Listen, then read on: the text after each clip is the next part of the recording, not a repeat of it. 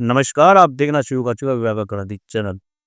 हमारे साथ मौजूद हैं जाने-माने युवा सामाजिक कार्यकर्ता और पलवल विधानसभा क्षेत्र में हाल ही में चुनाव लड़े डॉक्टर हरित बैंसला। यूँ तो डॉक्टर हरित बैंसला पीएचडी हैं, लेकिन राजनीति में जीरो साबित हुए हैं क्योंकि चुनाव जो लड़ा उसमें उनकी जमानत जब्त हो गई। हालांकि तीसरे नंबर पर आएगी। ये इसलिए कह रहे हैं क्योंकि डॉक्टर हरित बैंसला खुद भी कहते हैं कि राजनीति आजकल पढ़े लिखे क्षेत्र के वर्गों के लिए नहीं बल्कि एक खिलवाड़ साबित हो रही है।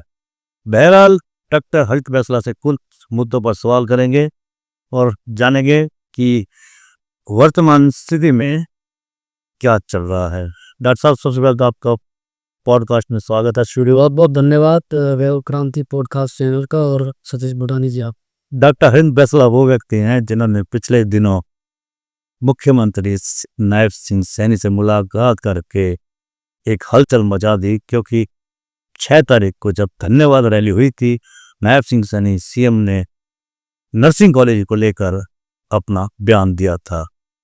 उसके बाद डॉक्टर हरित बैंसला सीएम से मिले और सारी स्थिति से अवगत करा दिया।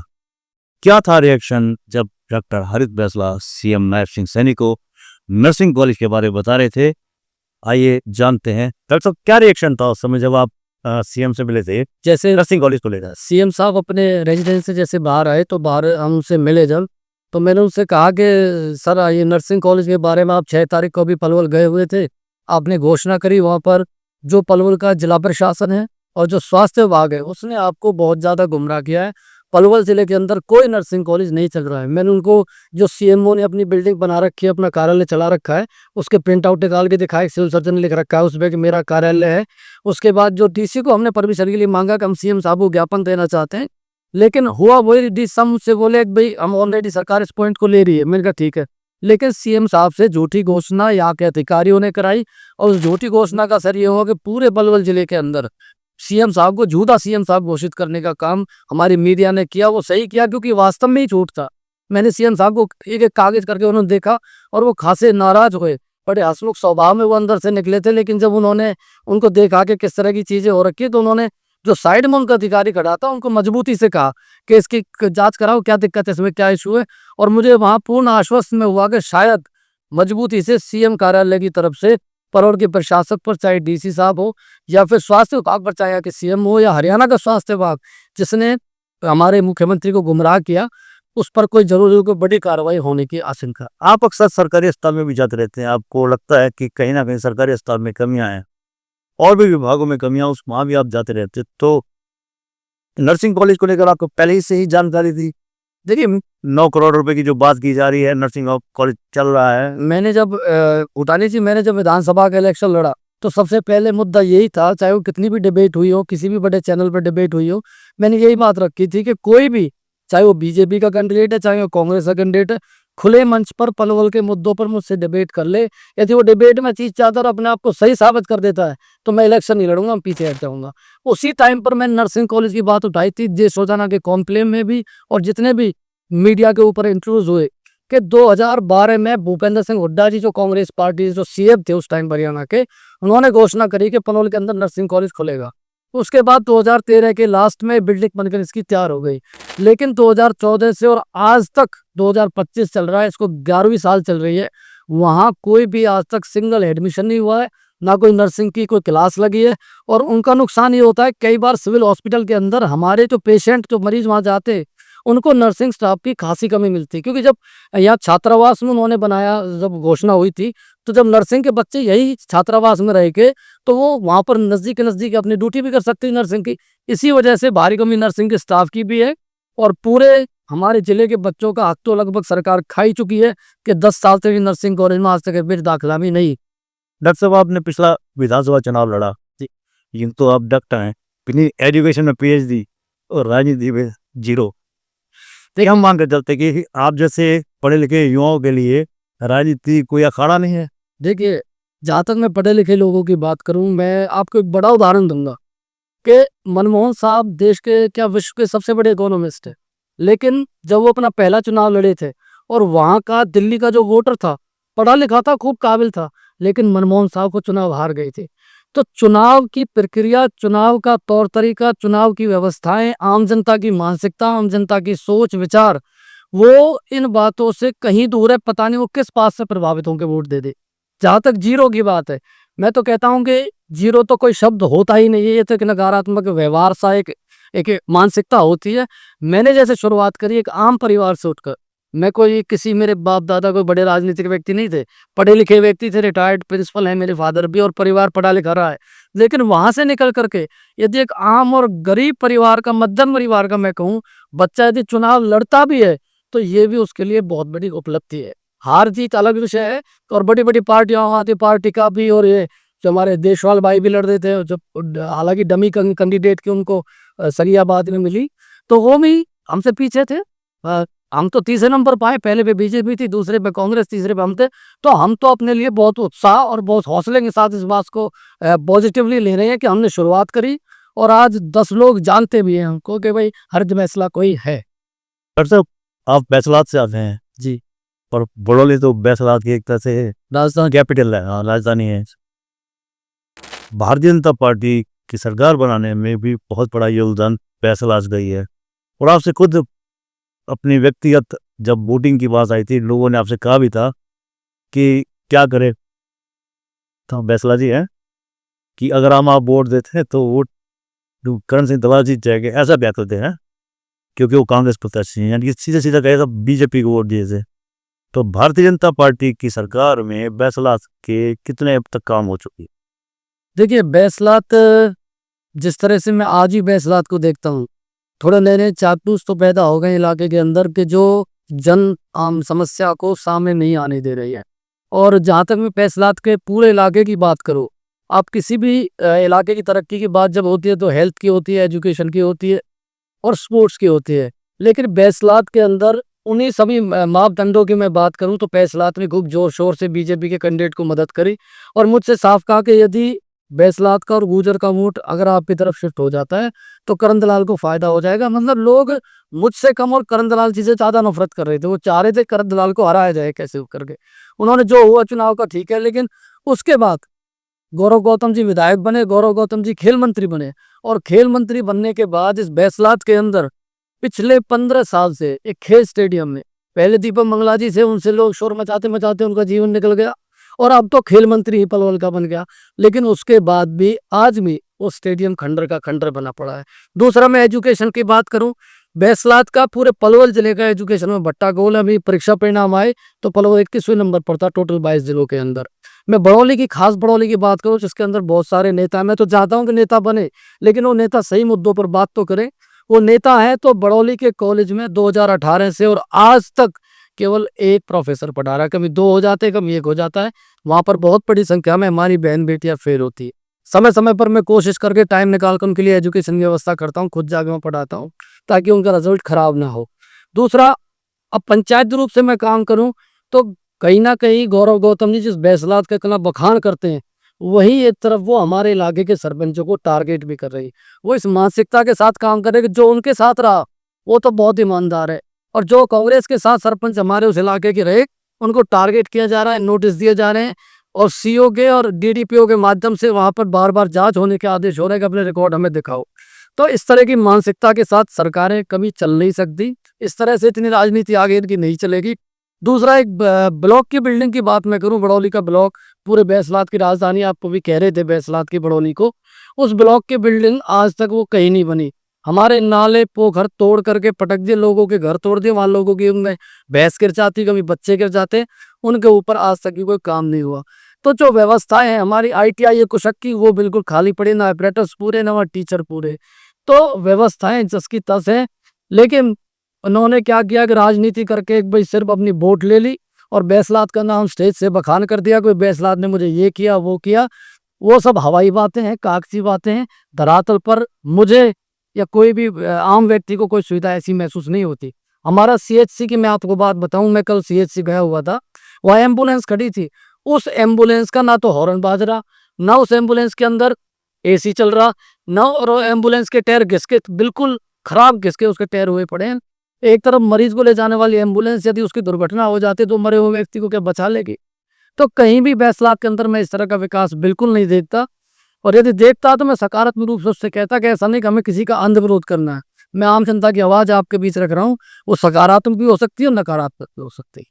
अच्छा, जैसे बात की जाए, बरसात हुई है कल, अब मानसून भी आने वाला है, तो जल भराव की स्थिति कई जगह पैदा हो जाती है। तो इस स्थिति से निपटने के लिए सरकार पर्याप्त कार्य कर रही है आपकी नज़र में? कि जैसे सरकार दावा करती है कि जून के माह में सफाई होनी चाहिए थी, सघन सफाई अभियान चलाया जाना था नालों का, वो प्रॉपर चलाया गया या नहीं चलाया गया? देखिए, सरकार के दावे सिर्फ कागजी दावे हैं। अब पता नहीं सरकार के बस में प्रशासन नहीं है या प्रशासन के बस में सरकार नहीं है। कुछ इस तरह का मिसमैनेजमेंट मैं देखता हूँ कि वहाँ से विधायक मंत्री आता है, उसका सर्वे करता है, आदेश दे जाता है, लेकिन उसके बाद अधिकारी मेरे हिसाब से कुछ खास ऐसे कदम नहीं उठा रहे। और जहाँ तक आप सरकार की घोषणा और सरकार की बातों की बात करो, तो फिर तो निश्चित रूप से नर्सिंग कॉलेज का विषय का मैं जिक्र आपसे दोबारा करूंगा कि मुख्यमंत्री को गुमराह करने में महत्वपूर्ण भूमिका यहाँ के प्रशासन ने निभाई। अभी मैं सुन रहा था आरती राव जो स्वास्थ्य मंत्री है हरियाणा की, उनका बयान आ रहा था कि पलवल के अंदर ट्रामा सेंटर चल रहा है। अब मुझे कोई ढूंढ के बता दे कि ट्रामा सेंटर पलवल के अंदर कहाँ चल रहा है। तो डॉक्यूमेंटों में तो इनका सबका पता नहीं एम्स बन गया है पलवल, लेकिन धरातल पर कल मैं गया था, हॉस्पिटल के अंदर प्रदर्शन किया था मैंने, वहां पर सिट्राजिन की, पैरासीटामोल का सिरप, आयरन की गोलियां, छोटी से छोटी एक प्लास्टर का जो 180 रुपए का हुआ था, वो भी एक गरीब व्यक्ति को बाहर से खरीद के लाना पड़ा। उससे कह रहे थे या तो परसों पल्ले दिन आ जाए तेरा प्लास्टर कर देंगे, अदरवाइज हमारे पास प्लास्टर नहीं। वो फिर बाहर से लाया, फिर बच्चे का प्लास्टर कराया। एक्सरे की मशीन, यदि किसी का एक्सीडेंट हो जाता पूरे जिले का, 2008 में पलवल जिला बना और इतना बड़ा जिला बनने के बाद भी यहाँ पर एक एक्सरे 4-5 दिन से खराब पड़े। सीएमओ साहब के कमरे का एसी क्यों नहीं खराब होता? मैं पूछना चाहता हूँ आपके पॉडकास्ट के माध्यम से कि मंत्रियों के कमरों के एसी क्यों खराब नहीं होते? जो जो सीआर सिस्टम जो एक्सरे की मशीन का खराब हो रखा है, वो एसी की वजह से हो रखा है। वहां पर एसी की व्यवस्था नहीं है, क्योंकि टेम्परेचर 20 से 25 डिग्री का चाहिए होता सीआर सिस्टम को काम करने। और सीटी स्कैन के लिए इतनी लंबी में सुबह के 8-8 बजे की माताओं बहनों को बुला रखा था, और बैठने की व्यवस्था नहीं थी, फर्शों पे पड़ी हुई थी, छोटे बच्चे वहीं टॉयलेट वहीं पेशाब कर रहे थे, वॉशरूम का इतना गंदा हाल हो रखा था। मतलब मुझे तो खुद रोना आ गया कल सिविल हॉस्पिटल में जाने के बाद। तो गौरव गौतम जी प्रेस कॉन्फ्रेंस में बात करते हैं पलवल को इंदौर बनाने की, पलवल को ये कर दूंगा, अपने उस एसी की गाड़ियों से बाहर निकल के गरीब जनता जो तड़प रही है हॉस्पिटल के अंदर, एक बार वहां जाके देखें और पलवल के हाल को कम से कम जान के उन पर कुछ कदम उठाए। सिविल हॉस्पिटल को जोड़ते हुए बात आपसे कह रहा था कि जो हमारी मोर्चरी है उसके अंदर जो डीप फ्रीज है उसका वही अच्छे से काम नहीं कर रहा, वही टेम्परेचर की व्यवस्था नहीं है। यदि किसी डेड बॉडी को कई बार ऐसे हालात हो जाते हैं कि रात को किसी की डेथ हो गई, तो आमतौर पर गांव में इलाके में सुबह ही दाग लगता है, क्योंकि रिश्तेदार बुलाने पड़ते, तो उसको कई बार रखना पड़ जाता रात को, तो उसका डीप फ्रीज का बुरा हाल है वहां पर। मतलब जिंदे तो जिंदे, मरे हुए लोगों को भी रखने की व्यवस्था इस हॉस्पिटल के पास नहीं है। और दूसरा, मैं एम्बुलेंस की बात करूं तो पूरे पलवल जिले के अंदर एक एम्बुलेंस है 15 लाख की आबादी के ऊपर। ये दो दी तरह की एम्बुलेंस होती है, एक नॉर्मल होती है, वो होती है जिसमें वेंटिलेटर अंदर ही होता है एम्बुलेंस के अंदर। वो एम्बुलेंस पूरे पलवल जिले के अंदर एक है, 15 लाख लोगों पर। मैं शर्म से डूबने वाली बात है कि यदि किसी का इमरजेंसी में कोई बड़ा एक्सीडेंट होगा और एम्बुलेंस ले जाना पड़ जाए, तो पलवल जिले के पास वो एम्बुलेंस नहीं है जो हाईटेक एम्बुलेंस होती है। तो ये बड़ा दुखद है हमारे लिए, बहुत ज्यादा। अच्छा, आप एक खिलाड़ी बने, कौन से स्पोर्ट गेम में आपका इंटरेस्ट ज़्यादा रहा है? मैं क्रिकेट खेलता हूँ, वॉलीबॉल खेलता हूँ और फुटबॉल ही मैंने खेला। तो आप एक खिलाड़ी होने के नाते क्या सरकार से चाहेंगे कि ये होना चाहिए, वो होना चाहिए? देखिए, सरकार ने अभी डॉक्यूमेंट में तो घोषणा कर दी कि अंतर्राष्ट्रीय स्टेडियम पलवल को मिल रहा है, लेकिन वो अंतर्राष्ट्रीय स्टेडियम जन कब का मिल जाना था? 10 साल से बीजेपी के सारे एमएलए जिले के अंदर, वो तो बहुत पहले घोषणा हो जानी थी। 2022 की घोषणा मेडिकल कॉलेज की हुई, उसका भी यही हाल है सके कि नीरजी प्लेलक के अंदर। और जहां तक मैं खेल की बात करूं, कोच तो यहाँ लाए जा रहे हैं बाहर से ट्रांसफर करके, लेकिन उन कोचों को प्रशिक्षण देने के लिए पूर्ण रूप से ग्राउंड व्यवस्था तो पलवल जिले के अंदर है ही नहीं। एक सुभाष चंद्र बोस स्टेडियम जिसके अंदर यदि बारिश हो जाए तो आपको नाव लेके जाना पड़ेगा उस स्टेडियम के अंदर। तो केवल हवाबाजी से चीजें नहीं चलेंगी, धरातल पर भी आपको ऐसी व्यवस्थाएं युवाओं के लिए करनी होंगी जिससे कि चले गए युवाओं को खेल के अंदर अच्छा वो काम कर पाया। अच्छा, आप एक तरह से विपक्ष की भूमिका में हैं और आप कह रहे कि न्यूट्रल होने के नाते भी मैं कुछ बताना चाहता हूँ। तो सरकार को क्या सुझाव देना चाहेंगे, क्योंकि सरकार अगले 4 साल और भी चलनी है, ये नैप चल रहा जी, खेल राज्य मंत्री गौरव गौतम भी काम करेंगे, तो ऐसा कौन सा सुझाव उनको देंगे जिससे पलवल विकास के पथ पर द्रुत गति से दौड़े, यानी तेज गति से दौड़े? देखिए, जहां तक आपने विपक्ष का सवाल किया, मैं नहीं, एक विपक्ष के नाते भूमिका निभाए, हाँ बिल्कुल उसी सकारात्मक भूमिका जी से, क्योंकि सरकार को काम भी तो करने हैं। जी, जी। सरकार ऐसे कौन से काम करे जिससे जनता का भला हो और आपकी भी जो भूमिका है वो सकारात्मक। जी, देखिए जहाँ तक विपक्ष की बात है, जो अब हमारे करंदलाल साहब मुख्य रूप से विपक्ष हैं, आजकल पलवल की राजनीति के अंदर। तो मैं तो उनको देख रहा हूँ भी वो कर रहे हैं, लेकिन उनको भी उतनी सक्रियता के साथ मैं या तो पलवल के किसी सुविधाओं को लेकर इतना एक्टिव नहीं देख पा रहा हूँ कहीं न कहीं। और हमारी जहाँ तक विपक्ष की भूमिका है, मैं तो जनता का पक्षधर हूँ। मैं किसी का ना मैं बीजेपी का विपक्ष ना कांग्रेस का, मैं जनता के पक्ष में हूँ और जनता के मुद्दों को रखता हूँ।